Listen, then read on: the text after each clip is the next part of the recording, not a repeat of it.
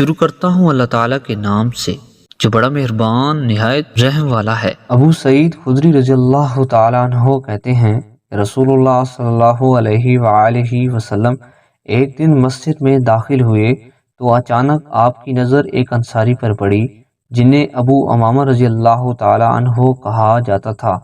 آپ صلی اللہ علیہ وآلہ وسلم نے ان سے کہا، ابو امامہ کیا وجہ ہے کہ میں تمہیں نماز کے وقت کے علاوہ بھی مسجد میں بیٹھا دیکھ رہا ہوں؟ انہوں نے عرض کیا، اللہ کے رسول، غموں اور قرضوں نے مجھے گھیر لیا ہے۔ آپ صلی اللہ علیہ وآلہ وسلم نے فرمایا، کیا میں تمہیں ایسے کلمات نہ سکھاؤں کہ جب تم انہیں کہو تو اللہ تم سے تمہارے غم اور قرض ادا کر دے؟ میں نے کہا، ضرور اللہ کے رسول۔ آپ صلی اللہ علیہ وآلہ وسلم نے فرمایا، صبح و شام یہ کہا کرو۔ ترجمہ: اے اللہ، میں غم اور حزن سے تیری پناہ مانگتا ہوں، عاجزی اور سستی سے تیری پناہ مانگتا ہوں، بزدلی اور کنجوسی سے تیری پناہ مانگتا ہوں، اور قرض کے غلبہ اور لوگوں کے تسلط سے تیری پناہ مانگتا ہوں۔